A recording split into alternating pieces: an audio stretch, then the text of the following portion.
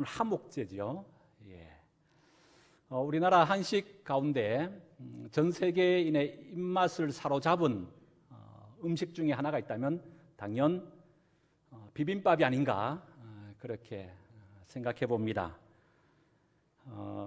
지금이야 뭐 코로나 때문에 여행업계가 가장 큰 타격 받은 곳 중에 하나인데요.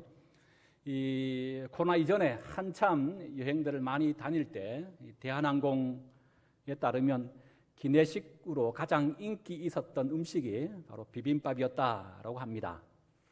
지난주 국민의힘 당대표로 이준석 대표가 당선이 됐는데요. 당선 소회로서 비빔밥에 대한 얘기 하더라고요. 오늘 내가 먼저 비빔밥에 대한 얘기 해야 되는데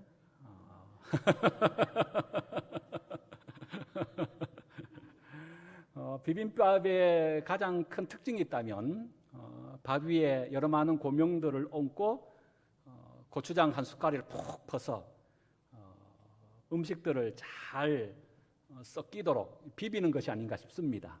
그래서 비빔밥의 감칠맛은 골고루 잘 섞이는 이 비비는 곳에 있다라고 생각해 봅니다. 그래서 어떤 신학자들은 이런 비빔밥의 특성을 신앙과 유비해서 비빔밥 신앙이다 내지는 비빔밥 신학을 또 예찬하기도 합니다. 특별히 사실은 이 비빔밥의 공동체라서 교회만큼 저는 탁월한 곳이 없다고 생각합니다. 여러분 그렇지 않습니까? 교회가 지금 어떤 곳입니까? 여러분 당장 우리만 하더라도 각자 우리 한 사람 한 사람은 모두가 외모가 다르듯 자라오신 환경도 다르고 또 거기에 따른 성향이나 성격이 다 다릅니다. 그런데 그럼에도 불구하고 우리는 어떻습니까? 우리 주 예수 그리스도 안에서 성령이 하나 되게 하신 것 가운데 오늘 또 우리는 힘써 지키는 자로서 연합과 일치 하회의 예배 초소에 오늘 우리가 있게 되는 줄로 믿습니다. 그러니까 교회는요 잘 섞여야 된다는 거예요. 조화를 이루어야 한다는 것입니다. 그 교회의 진정한 감칠맛은 어디 있느냐? 이런 다양한 사람들의 다양함을 서로 인정하면서 그럼에도 불구하고 한 하나님을 예배하고 한 하나님을 찬양하는 곳에 한 마음 한 뜻으로 마음과 힘을 모아가는 것. 그럴 때 교회는 비로소 진정한 교회됨이 드러난다라고 하는 겁니다. 이것은 개인도 마찬가지입니다. 여러분 신앙은 결코 독불장군이 되어져서 홀로 걸어갈 수 있는 것이 아닙니다. 때로는 나와 생각이 완전히 달라도 한참 다른 사람, 가끔은 내가 별로 반가워하지 아니하는 그 사람, 좀 나는 안 봤으면 좋겠다는 그 사람과도 할 수 없이 함께 걸어가야 하는 것이 뭐냐? 그게 바로 믿음의 길이고 신앙의 여정이라고 하는 겁니다. 예배의 본질을 회복하라. 우리는 지금까지 계속해서 구약의 대표적인 5제 제사 가운데 번제, 소제를 살펴보았죠. 오늘은 그 세 번째 하목제입니다. 하목이라고 하는 것은 히브리어로 서라밍이라는 단어를 사용하는데요. 여기에서 파송된 단어가 샬롬입니다. 많이 들어봤죠? 샬롬 뜻이 뭐죠? 평화, 화평이 아닙니까? 그래서 이 하목의 제사를 말 그대로 샬롬의 제사, 평화의 제사, 또 화평의 제사다 이렇게 부르기도 합니다. 먼저는 하나님과의 관계가 단절되어졌거나 뭔가 하나님과의 관계가 멀어졌다고 생각되어질 때 드리는 제사가 바로 이 하목 제사입니다. 지난주에 말씀 가운데 이 시편에 대한 말씀을 제가 잠시 언급한 적이 있습니다. 시편이 전체가 150편으로 되어 있는데 그 가운데 이 탄원시, 탄식시가 무려 100편 이상입니다. 이 탄식시의 시인의 자주 등장하는 탄식구가 뭐냐면 두 가지라고 말씀드렸죠. 생각나시나요? 첫 번째 뭐였죠? 감사합니다. 어제 일도 잘 기억 안 나는데 지난 한 주의 말씀이 기억난다는 거 쉽지가 않죠. 그래서 반복해도 되겠더라고요. 사실 오늘 하목제의 내용도 뭐 수요 예배나 새벽 기도 때 아니면 제가 다른 어떤 주일날 설교하는 중에 잠시 끼어서 말씀드렸던 내용들인데요.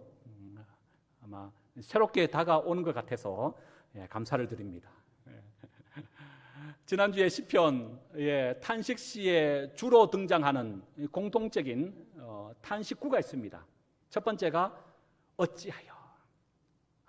맞아. 이제 생각나네. 그렇지요? 어찌하여.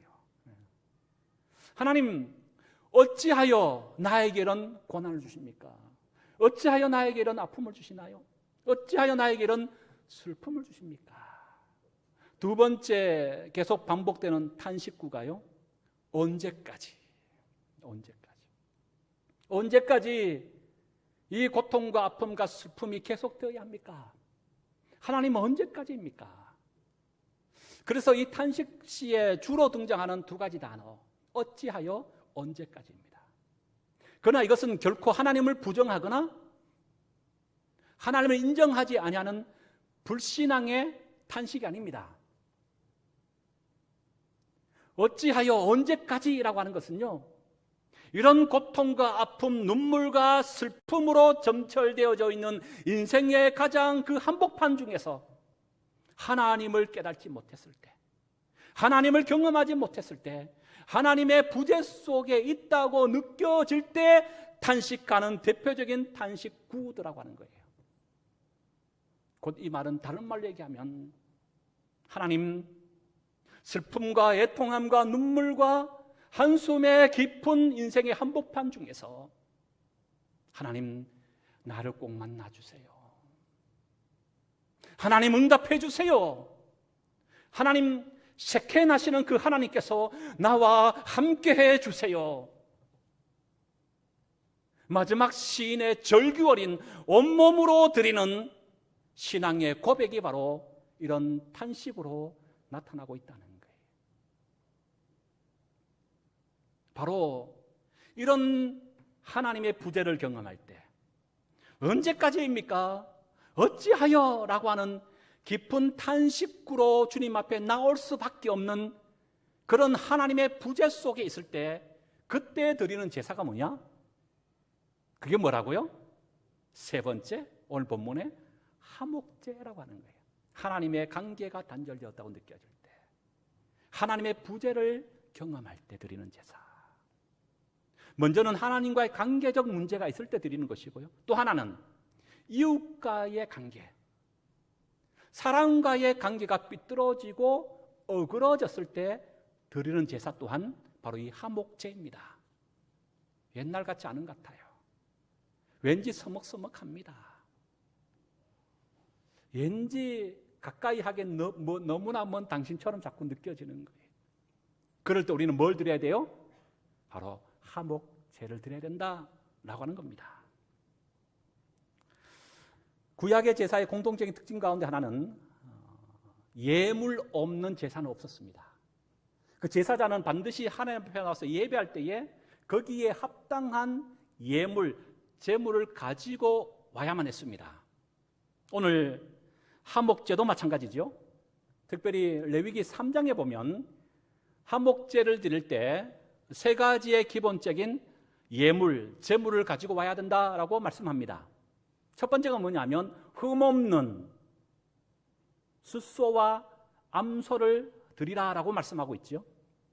두 번째는 흠없는 양인데 수컷과 암컷을 드리라고 말해요. 세 번째는 염소입니다. 흠없는 순염소와 암염소를 드릴 것을 하나님 말씀하고 있습니다. 그러니까 이 제물의 차등이 있죠. 소, 양, 염소. 차등을 두는 이유가 있다는 겁니다. 우리 번제 때 한번 생각해 보았죠. 왜 차등을 두었다고요? 제사자의 경제적인 형편을 고려하여, 경제적으로 형편이 좋은 사람은 소를 드리라는 거예요. 그러나 경제적인 형편이 조금 힘들거나 어려울 때는 마지막 염소도 드릴 수 있다는 거예요. 그런데 번제와 지금 화목제의 제물의 가장 큰 차이, 그게 뭡니까? 번제는 흠없는 것을 드리되 반드시 뭘 드려야 돼요? 암컷이 아니라 수컷만을 드릴 수가 있었다면 오늘 화목제는요, 수컷뿐만 아니라 암컷 또한 함께 다 무엇이든지 드려도 된다라고 하는 것이 번제와 화목제물의 가장 큰 차이라고도 볼 수가 있습니다. 특별히 오늘 본문 속에서는요, 7장에 보면 화목제사를 드리는 세 가지의 방법을 소개합니다. 먼저 7장 15절 여러분 다시 보십시오.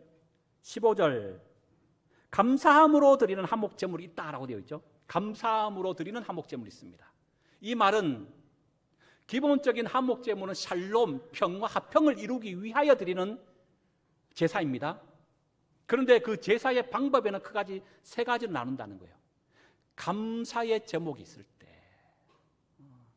하나님 앞에 감사한 일이 있을 때 드리는 감사의 화목제물이 있다는 거예요. 두 번째, 또 어떠한 화목제물이 있습니까? 16절 보니까 그러나 그의 예물의 제물이 무엇이나 소원이 뭐죠? 하나님, 내가 앞으로 이렇게 살기로 결단합니다. 하나님 앞에 서약하는 것이죠. 말씀에 따라서 내가 앞으로 이렇게 살겠습니다. 어떤 하나님 앞에 소원했을 때 드리는 그런 화목제물도 있다는 거예요. 그리고 마지막 세 번째, 어떤 화목제물입니까? 자원하는 것으로 라고 되어 있습니다. 스스로 자자입니다. 자발적으로 드리는 화목제물이 있다고 하는 거예요. 이렇게 세 가지의 이 화목제사에 어떤 종류가 있다라고 우리는 확인해 볼 수가 있는데요. 중요한 것은 지금 우리가 번제, 소제, 오늘은 화목제사에 대해서 함께 살펴보고 있는데, 각각의 제사마다 고유한 어떤 제사의 절차라고 할까요? 어떤 제물의 특징이라 할까요? 다 다르더라고 하는 거예요. 번제를 보십시오. 번제는 어떻게 제물을 드리는 겁니까? 하나도 남김없이 모두 전부를 불에 태워서 그 향기를 올려드리는 제사, 그게 뭐라고요? 그게 바로 번제예요. 제사자가 하나님 앞에 나와서 드렸던 그 모든 제물을 하나도 남김없이 모두 전부를 드리는 제사가 번제입니다. 소제는요, 5대 제사 가운데 유일하게 동물이 아니라 곡식으로 드리는 제사였어요. 곡식도 그냥 곡식이 아니죠. 통밀이 아닙니다. 고운 가루로 만들어서 드려야만 했던 제사, 그게 소제였습니다. 오늘 화목제사로서의 드려지는 예물의 고유한 특징이 있습니다. 절차의 특징이 있습니다. 그게 뭐냐 하면 다른 제사와는 다르게 화목제사만이 가지고 있는 유일한 특징이 뭐냐면, 제사장을 통하여 하나님 앞에 바쳐졌던 그 제물을, 예물을 하나님 앞에 드렸다가 다시금 그것을 제사자가 받아서 먹을 수 있다라고 하는 거예요. 다시, 화목제사의 가장 큰 특징 중에 하나가 뭐라고요? 제사장을 통하여 하나님 앞에 바쳤던 제물을 다시금 받아서 먹을 수 있는 제사, 그게 어떤 제사? 화목제라고 하는 거예요. 저는 이 5가지의 기본 구약의 5대 제사 가운데 가장 마음에 드는 제사가 화목제예요. 여러분의 눈은 보니까 먹기를 탐하는 분이구나. 이런 눈으로 저를 막 쏘아보는 듯한 그런 표정으로 나는 전혀 그렇지 않다라고, 저는 주님 앞에 나의 모든 것을 온전히 전부를 바치는 번제가 가장 좋아요 라고 하는 마음으로 앉아 계신 것 같은데, 그럼 솔직히 우리가 화목제가 가장 좋은 것 같지 않습니까? 다시금 내가 받아 취할 수 있다는 거예요. 내 것이 되는 거예요. 얼마나 좋은 겁니까? 근데 여러분, 마냥 좋은 것만이 아니더라고요. 왜냐하면 15절 다시 보십시오. 먹는 기간이 나와요. 15절, 감사함으로 드리는 화목제물의 고기는 드리는 언제 먹어야 돼요? 그날 다시금 받았던 바로 그날, 그 당일날 모든 그 화목제물을 먹어야 된다는 거예요. 조금이라도 이튿날 아침까지 두면 돼요, 안 돼요? 두면 안 되는 겁니다. 두 번째, 서원과 자원의 화목제물은요, 그건 조금 유예기간이 하루가 더 깁니다. 당일날 다 먹지 못하면 이튿날 먹을 수 있습니다.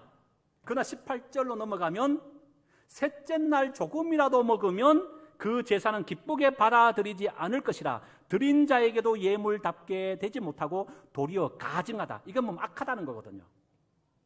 그것을 먹는 자는 그 죄를 짊어짐이라. 그러니까 하나님과의 샬롬, 평화, 화목의 개념으로 하나님 앞에 나왔다가 도리어 잘못된 제사를 드림을 통하여 하나님의 관계가 도리어 끊겨지게 되는 거예요. 더 악한 길로 치닫게 되는 겁니다. 죄인이 되는 겁니다. 가증한 것이 되어져서 죄인이란 낙인이 찍히는 겁니다. 사람과의 관계를 회복하기 위하여 하나님 앞에 나왔다가 죄인이라는 낙인이 찍혀져 도리어 사람과의 관계가 어그러지고 틀어지게 된다는 거예요. 무엇에 따라서? 받아 먹는 것까지는 너무너무 좋았는데 먹는 기간을 지키지 아니했을 때.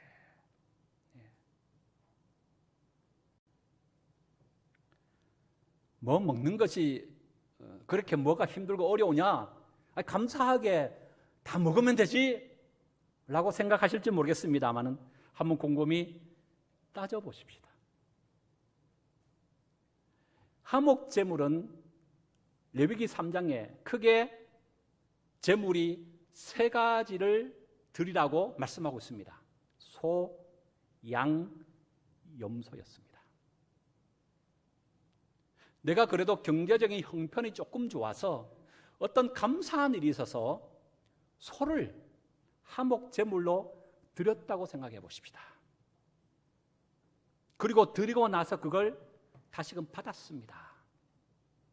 그러면 그 받은 소를 언제 다 먹어야 된다고요? 다시금 받은 그날, 당일날 다 먹어야 되는 거예요. 그래야 이 화목제가 연납이 된다는 겁니다. 이튿날 남겨두면 가증한 것이 되어져서 그 사람에게 도리어 죄가 되는 거예요.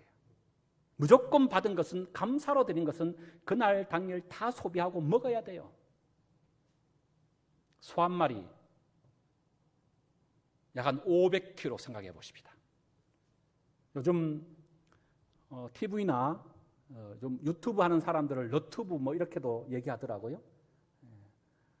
먹방 하시는 분들이 참 많으신 것 같아요. 뭐 실명을 들어서 될지 모르겠습니다만, 뭐 저는 개인적으로 쯔왕 뭐 하여튼 예. 체격도 작고 호리호리한 여성분인데 먹는 거 보면 입이 쩍쩍 벌어집니다. 그 짧은 시간에 얼마나 많은 양의 음식을 먹어버리는지 또 아주 맛있게 먹어요.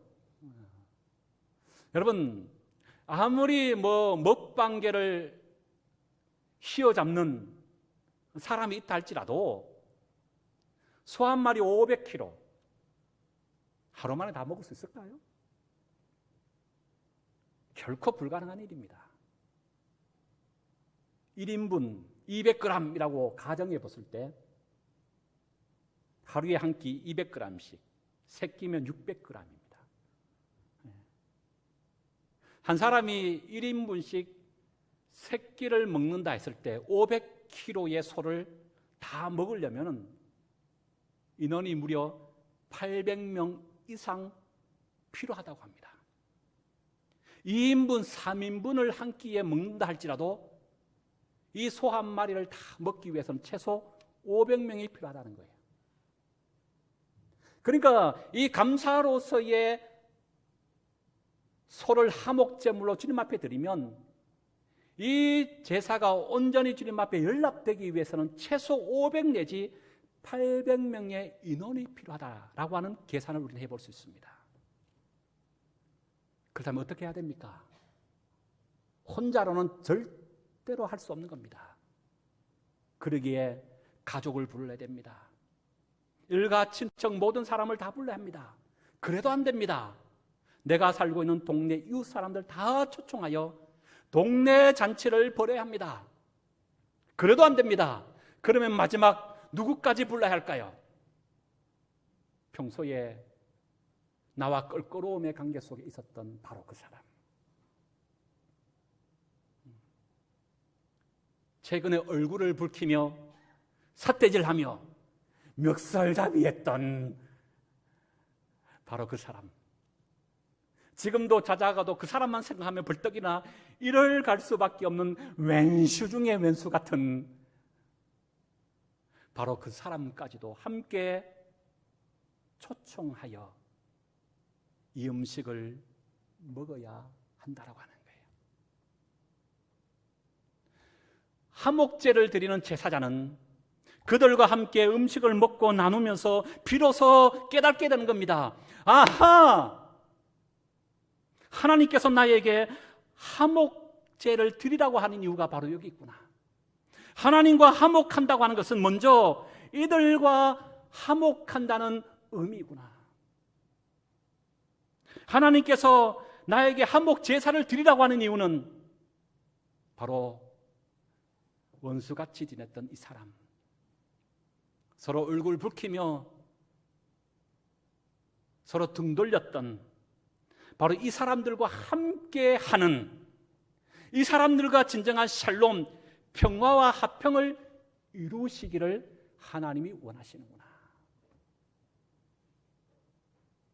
이 제사자는 그들과 함께 음식을 나누고 함께 베풀면서 비로소 진정한 화목 제사의 깊은 의미의 뜻을 깨닫게 된다고 하는 거예요. 마태복음 18장 21절 이하에 보면 베드로가 예수님께 이렇게 질문합니다. 주님, 형제가 내게 죄를 범하면 몇 번이나 용서하여 줘야 합니까? 여러분, 몇 번까지 용서해 줄 수 있겠습니까? 3세판이니까 3번은 용서해 줄 수 있을까요? 베드로는 우리보다 조금 더 마음이 넉넉하고 믿음이 좋아서 7번까지 용서하면 됩니까? 라고 질문한 거예요. 그때 예수님의 대답이 뭡니까? 7번이 무슨 말이냐? 70번씩 7번이라도 용서해 주어라. 70번씩 7번이요. 77이 490번을 용서해 주어라는 거예요. 여러분, 예수님께서 그냥 숫자적으로 그럼 490번 용서해 주라 하셨으니까 490번까지만 용서하고 491번째는 용서해 주지 말라는 건가요? 아니지요. 7은 히브리인들에게 있어서 완전수입니다. 우리는 행문수지만 완전수예요. 완전수에 70이 곱한 겁니다. 그럼 뭡니까? 완전히 영원히 용서해 주어라고 말하고 있다는 거예요. 마태복음 18장 35절도 이렇게 말합니다. 너희가 각각 마음으로부터 형제를 용서하라. 어디로부터? 마음.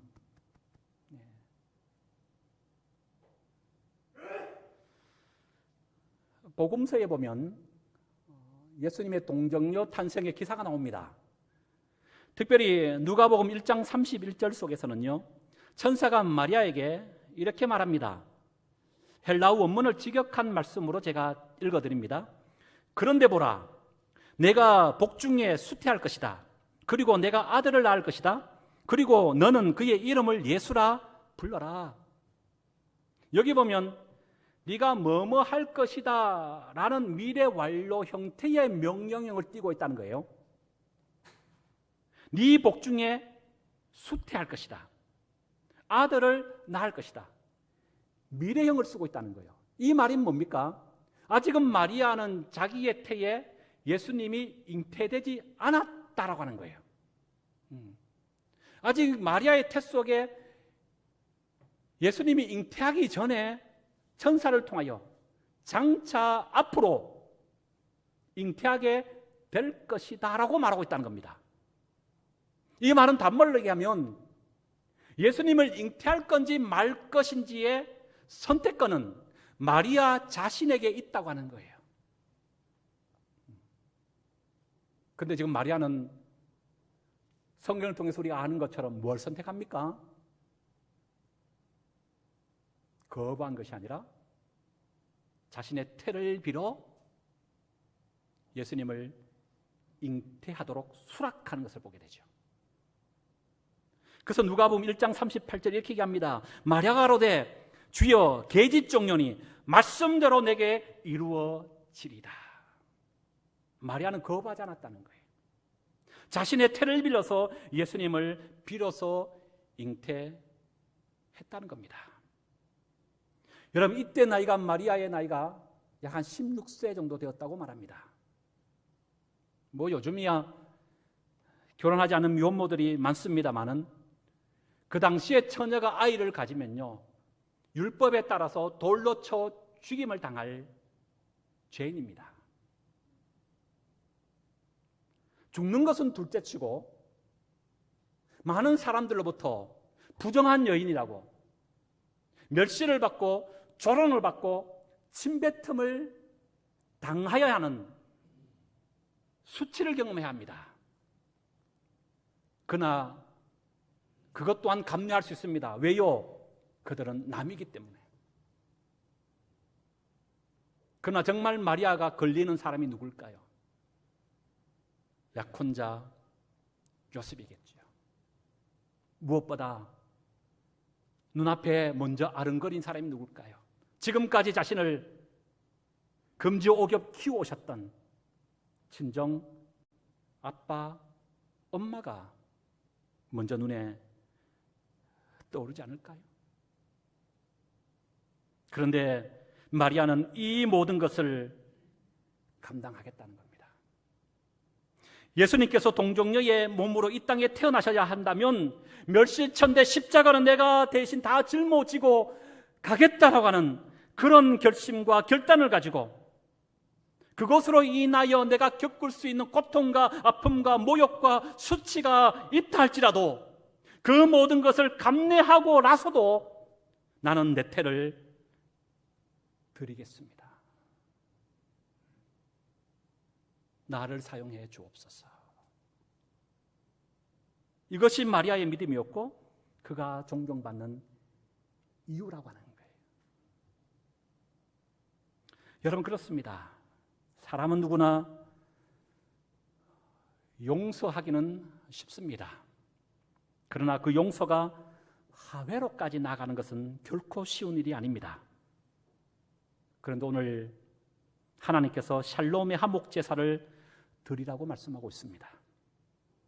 단순히 용서의 차원을 넘어서서 진정한 평화의 화목제인 하회의 자리까지 나아갈 것을 촉구하고 있다고 하는 말씀이에요. 다른 사람이 아니라 하나님은 오늘 나의 태를 필요로 하십니다. 내가 먼저 손 내밀라고 원하십니다. 내가 먼저 다가가기를 원하십니다. 하회로 인하여 고통과 아픔이 뒤따른다 할지라도 하나님은 오늘 나의 화목제사를 받으시기를 원하신 줄 믿으시기 바랍니다. 그렇다고 여러분, 우리는 지금 구약시대처럼 소와 양과 염소를 피를 흘려 화목제사를 더 이상 드릴 필요는 없습니다. 왜요?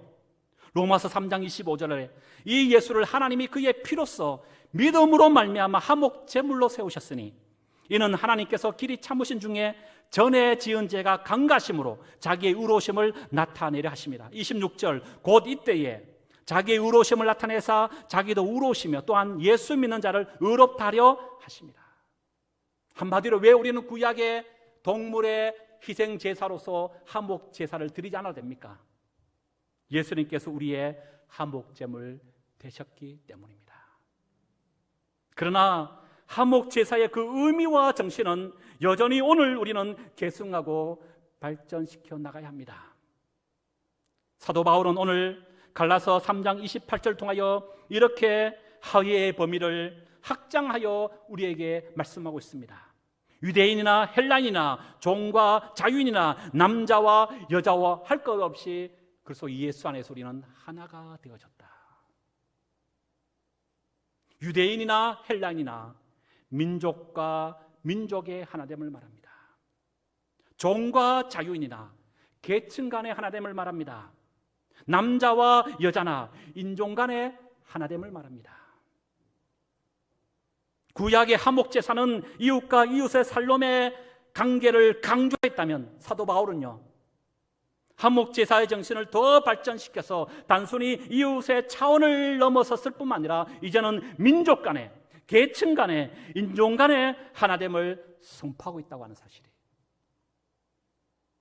무슨 의미겠습니까? 그래서 예수께서 우리의 화목제물 되시사 이제는 하나님의 화해의 이 구원이 개인은 물론 사회 공동체 안에, 나아가 민족들 간에, 그리고 온 우주적으로 실제화되도록 우리가 힘쓰고 애써야 한다고 하는 말입니다. 남의 나라 말이 필요가 없습니다. 우리나라의 지금 현재의 모습을 보십시오. 한국은 갈등의 나라입니다. 남북의 분단, 동서간의 지역 감정, 진보와 보수, 노사 간의 갈등들, 최근에는 검찰과 법원의 갈등에 이르기까지 우리 한민족만큼 갈등을 많이 가지고 있는 민족과 나라는 또한 없을 것 같습니다. 여러분, 이때 우리 교회의 사명이 무엇이겠습니까? 믿는 믿음의 성도인 우리가 해야 할 일이 무엇이겠습니까? 화해의 복음을 선포하는 것입니다.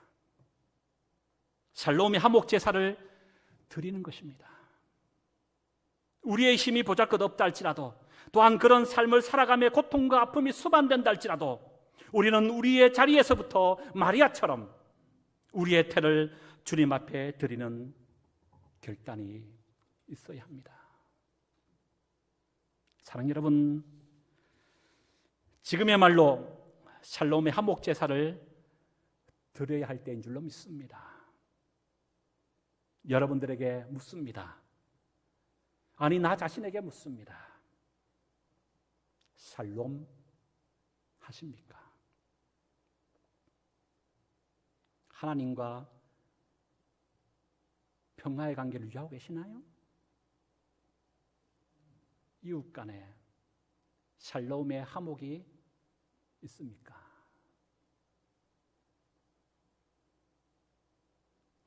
예배의 본질을 회복하라. 화목제입니다. 개인은 물론이고 가정과 이웃, 나아가 교회와 이 나라의 인민족 이르기까지 그리스도의 샬롬으로 충만할 수 있도록 오늘 또 내일 또 화목케 하라는 하나님의 말씀에 따라 화목의 제사를 날마다 드릴 수 있는 우리 소망의 공동체, 우리 모두가 될 수 있기를 주의 이름으로 축복합니다.